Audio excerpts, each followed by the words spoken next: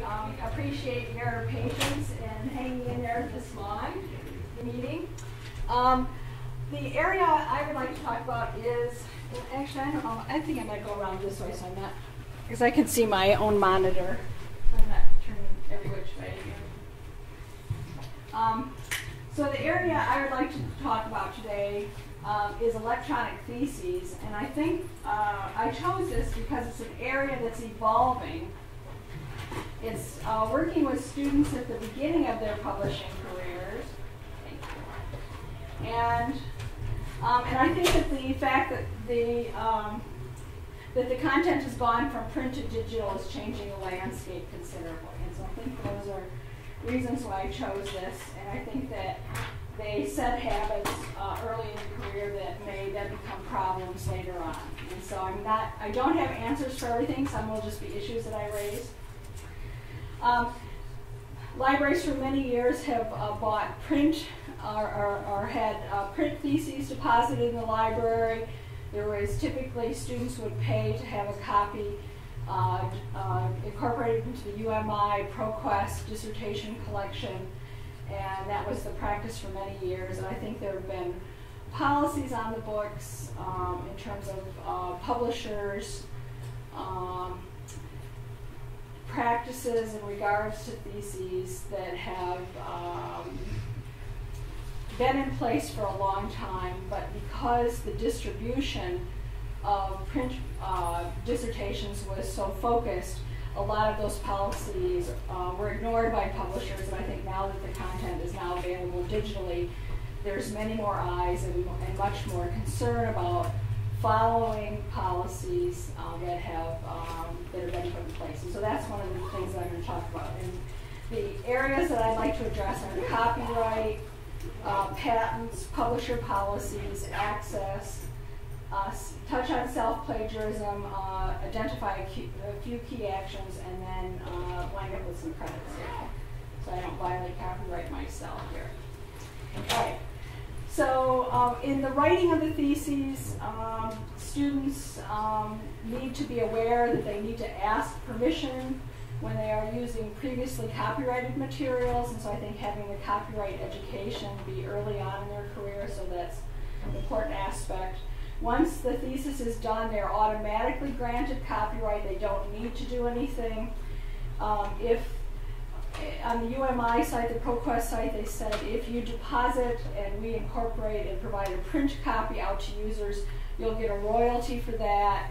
We recommend that you consider registering your work with the U.S. Copyright Office.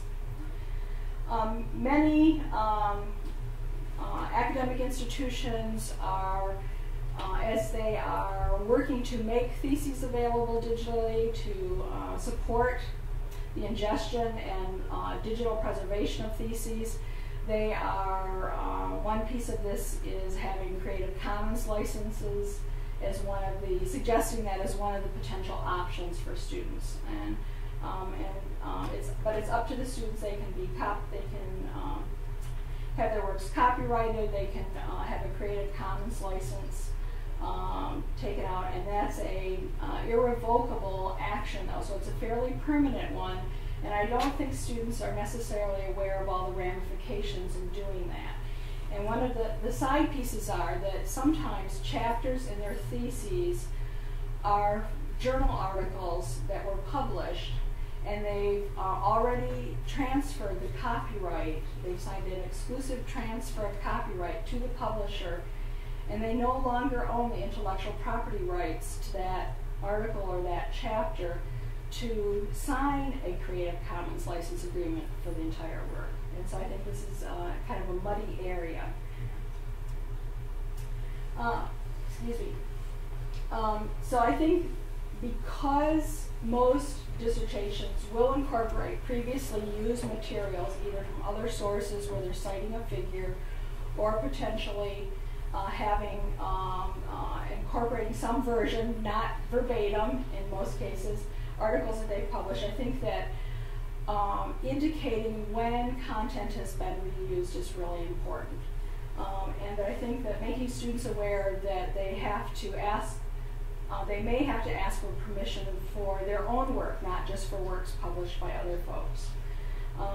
And that if materials being reused, that all of the co-authors who have, let's say, written the original journal article need to be aware that the article's been reused. This is this copyright publication considerations document is something that was prepared for our students on campus, and it has a number of factors for students to consider and has some resources.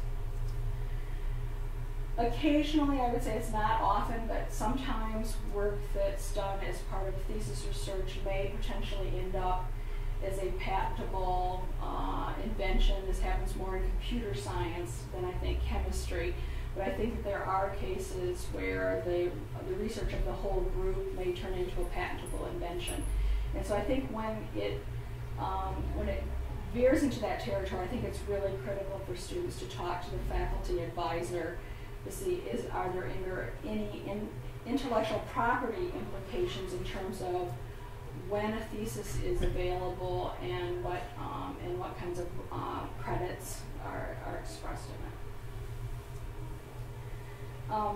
Being a librarian, I have included a few additional resources, so I think some key resources for students to be aware of. The ACS Style Guide has a chapter on ethics. It has a chapter on copyright that distills down the salient points that I think that they need to be aware of. So I think as a first, I think everyone should have a copy of the ACS Style Guide. Every graduate student should have a copy. There are some learning modules. A subcommittee of the JPCL is the copyright subcommittee, and they put together a learning module, which is a series of FAQs that addresses many of the common situations. When is something fair use? What's fair use criteria? When do you need to cite something? And so I think, again, as background preparation for students, it's helpful. And then if they find themselves in a patentability situation, there is quite a nice document that's been prepared on what every chemist should know about patents. So there are some resources that have been created to help. Often publishers, particularly those that support the chemistry research, require transfer of copyright. This is exclusive transfer of copyright, and that if you want to reuse it later, you need to ask permission to do that. The RSC, the Royal Society of Chemistry, has a license.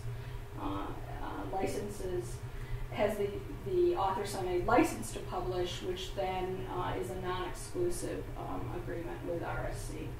The author retains the copyright. I thought it would be helpful to just show a few pages for the ACS publication site to clue people in. There is a copyright and journal publishing agreement section of this, and so understanding what this is, that when the agreement was revised, thesis authors no longer have to ask permission before they put an article in a chapter. So I got allergies here. But they do have to cite the article in the thesis. So they don't. If it comes from the ACS journals, you don't have to get permission. You no longer have to get permission, but you are required to cite this was published as this. And I think one of the conundrums is if the chapter was one of the later chapters in the thesis, and the manuscript has been accepted, but is in the process of being published, and the student doesn't have a citation yet, then how is the requirement met? Where the publishers say you must include a citation, but the author doesn't have one at that point.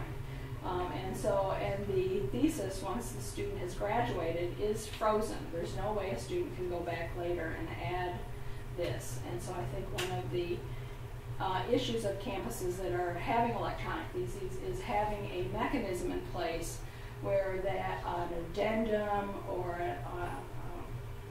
an addendum or an errata, where the citation can be added later, just so that there's recognition that it has appeared in the journal somewhere. This is not a complete original. We have an official ruling at my institution And that says that until it is published, copyright has not been transferred. It is a work product that is referred to in the chapter.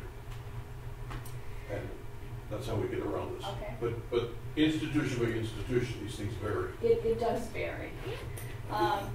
And within each journal, there are prior publication policies. So I think not only are there policies set at the publisher level, but there are also policies or variants of the policy that are set at the journal title level. And so I think it's very important to read not only the instructions to the author, but I think that other policies that may exist for that journal to make sure that you're complying with all of the rights and regulations.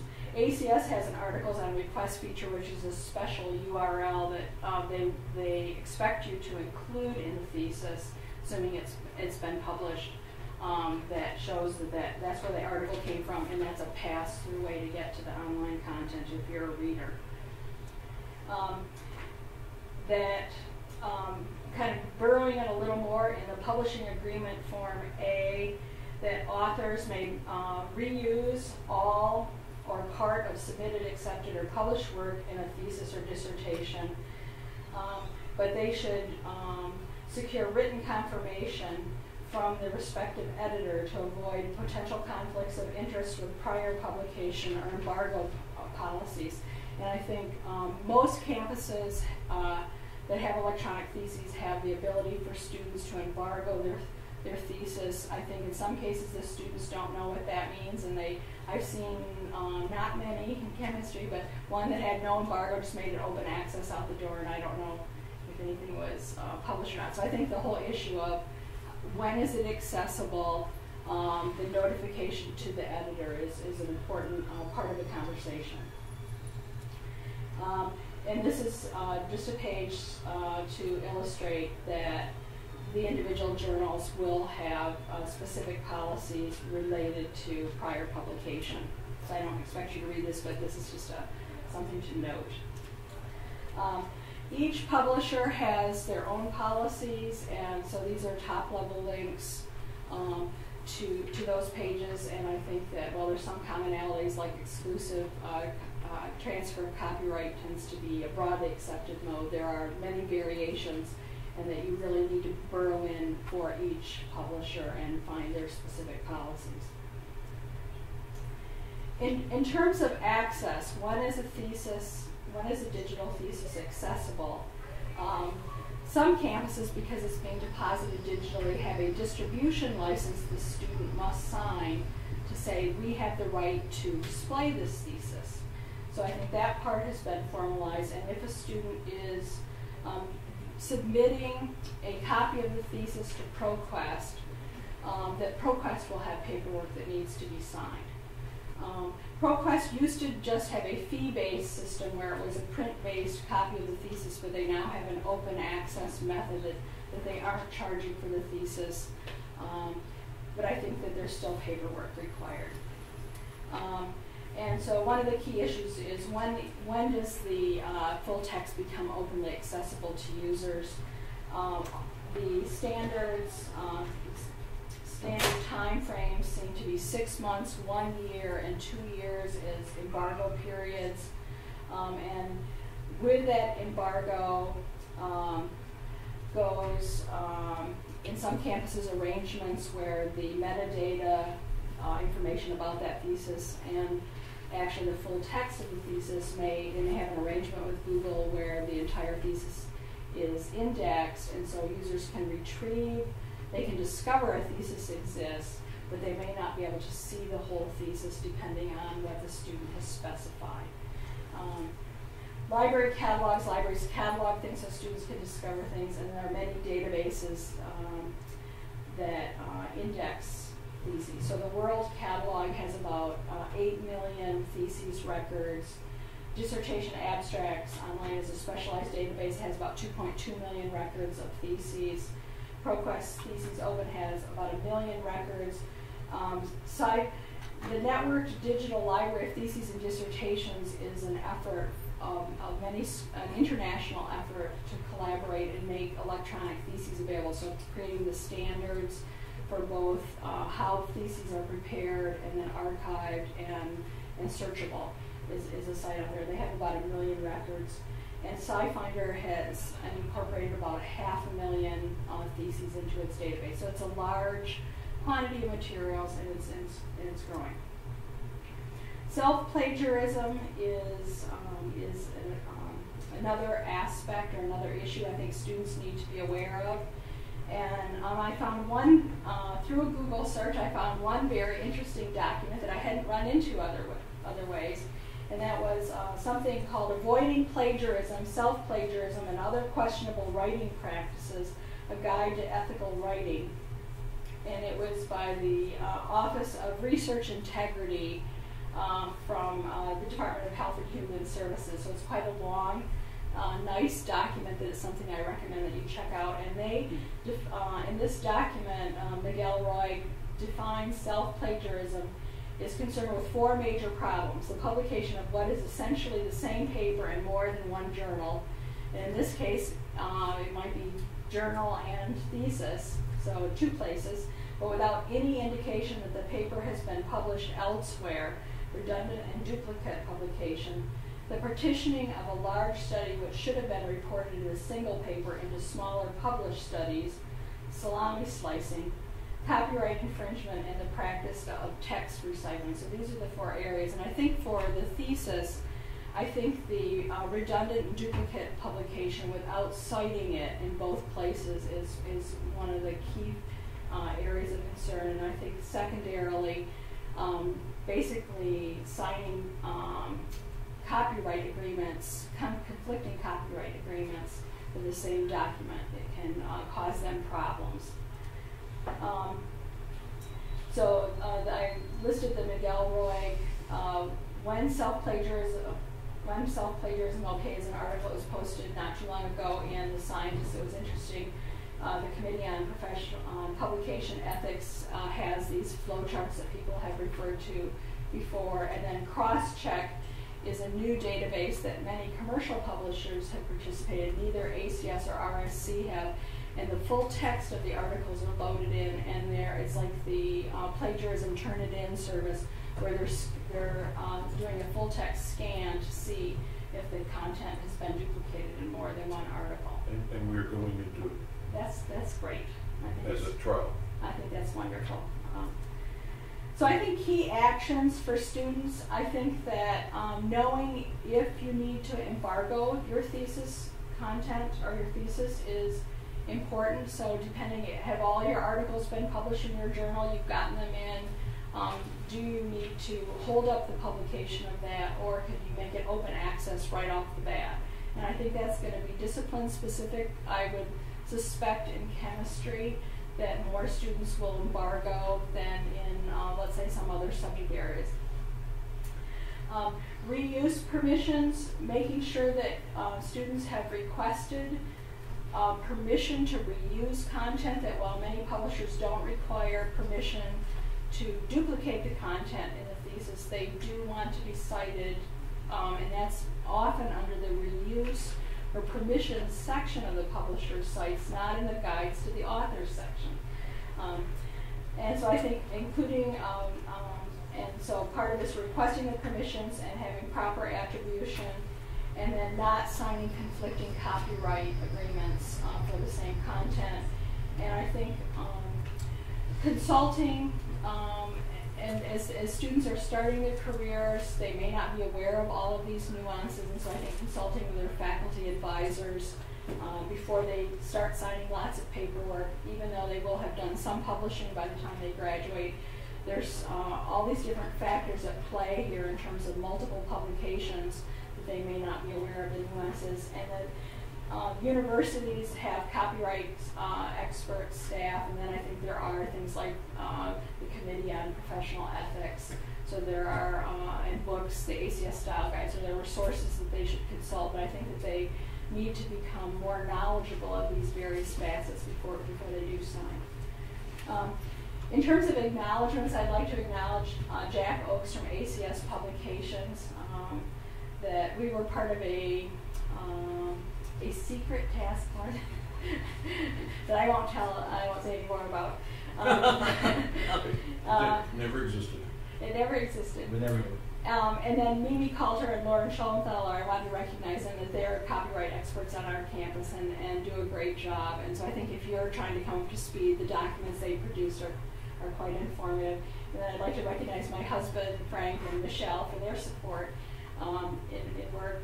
And then the rest of the talk here is just credits for the images that I've used. So I used a couple from the .gov sites, and then some book covers related to plagiarism, so people wanted to read some more. So I want to thank you for your attention here. I know it's been a late day. I hope this, it's a complex topic. There's many facets to it, and so in some ways this was one of the more challenging talks to prepare, because I think there are lots of facets. So let me just quit here, because you guys all are hanging in there way too long. And it's changing fast. It is changing fast. So thank you.